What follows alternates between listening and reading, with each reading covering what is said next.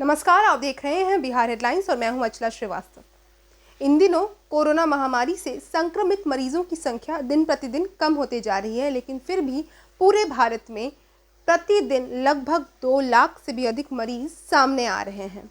ऐसे में भारत सरकार के द्वारा एक बेहद ही बड़ा कदम उठाया गया है। भारत सरकार के द्वारा कोरोना वैक्सीनेशन को लेकर एक बेहद बड़ा कदम उठाया गया है। तो चलिए जानते हैं कि आखिरकार कौन सा स्टेप लिया गया है इंडियन गवर्नमेंट के द्वारा, जिससे इस वक्त इस दौर में भारत में कोविड टीकाकरण में तेज़ी आ सकती है।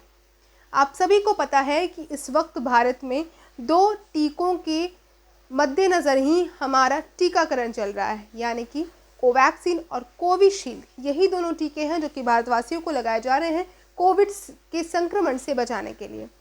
इसके साथ ही रूस से आए स्पुतनिक वी टीके को भी इमरजेंसी यानी कि आपातकालीन मंजूरी मिल चुकी है भारत सरकार के द्वारा, लेकिन अभी तक इसके केवल लाख में ही डोजेस आ चुके हैं भारत में, जो कि एक तरीके से सफिशिएंट नहीं है भारत में लोगों को टीकाकरण कराने के लिए। इसलिए इसे आपातकालीन मंजूरी मिली है, लेकिन मुख्य रूप से अभी कोवैक्सीन और कोविशील्ड नामक टीके ही लगाए जा रहे हैं।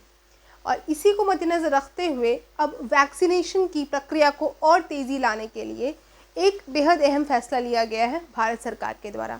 अब विदेशों में निर्मित जो भी टीके हम इंपोर्ट करते हैं, यानी कि हम आयात करते हैं अपने देश में, उन सभी टीकों की टेस्टिंग हम पहले क्या करते थे, यानी कि उन सभी टीकों को भारत में लाने के बाद उसकी टेस्टिंग की जाती थी, जिसके बाद ही उन सभी टीकों का इस्तेमाल वैक्सीनेशन के दौरान किया जाता था। लेकिन अब ये फैसला बदल दिया गया है, यानी कि अब कोई भी किसी भी तरीके की टेस्टिंग नहीं की जाएगी, यानी कि बाहर से फॉरेन कंट्रीज से, विदेशों से जो टीके स्थापित हो चुके हैं, जी हाँ, ये चीज़ गौर से सुनिएगा कि जो भी टीके बिल्कुल अच्छी तरीके से स्थापित हो चुके हैं, यानी कि उन टीकों का वहाँ पे कोई भी साइड इफ़ेक्ट नहीं दिख रहा है, विदेशों में कोई भी साइड इफ़ेक्ट नहीं दिख रहा है, उन सभी टीकों को यहाँ जब लाया जाएगा, आयात किया जाएगा, इंपोर्ट किया जाएगा भारत में, उसके बाद उसकी टेस्टिंग नहीं होगी। और टेस्टिंग नहीं होगी तो क्या होगा कि ये जो वैक्सीनेशन की जो प्रक्रिया है, ये जो प्रोसेस है, वो ज़्यादा तेज़ी से हो पाएगी। यानी कि टेस्टिंग में जितना समय जाता था, अब वो समय लोगों को वैक्सीन लगाने में जाएगा। और इसके मद्देनज़र भारत में ज़्यादा से ज़्यादा लोगों को वैक्सीनेशन लगाई जाएगी। और इसी आइडिया को मद्देनज़र रखते हुए भारत सरकार के द्वारा ये फैसला लिया गया है कि अब जो भी विदेशों से वैक्सीन आयात की जाएगी, उन सभी की टेस्टिंग नहीं होगी। ध्यान रखना है इस बात का कि जो भी वैक्सीन्स बिल्कुल अच्छे तरीके से स्थापित की गई है विदेशों में, उन्हीं वैक्सीन्स की टेस्टिंग यहाँ नहीं होगी। और इसके तहत ही वैक्सीनेशन की प्रक्रिया को और भी ज़्यादा तेज़ी दी जा सकती है।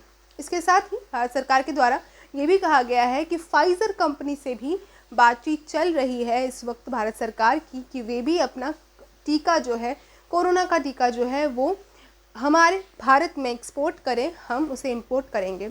इसके साथ ही जॉनसन एंड जॉनसन नामक कंपनी के साथ भी एक वार्ता चल रही है भारत सरकार की, जिसके तहत कोरोना के टीके और ज़्यादा आयात कराए जाएंगे भारत में।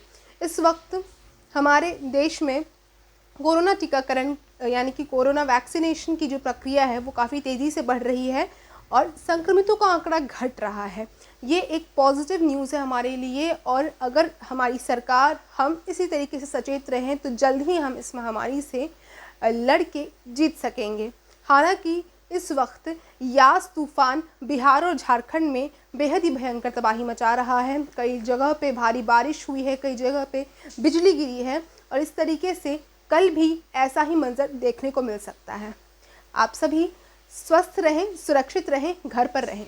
ऐसी ही जानकारियों के लिए बने रहिए बिहार हेडलाइंस के साथ। हमारे वीडियोस को लाइक, शेयर और कमेंट करना बिल्कुल नहीं भूलिएगा। इसके साथ ही अगर आप फेसबुक पर हमारे वीडियोस को देख रहे हैं तो हमारे फेसबुक पेज को लाइक करना न भूलिएगा, और यूट्यूब पे हमारे चैनल को सब्सक्राइब ज़रूर कीजिएगा।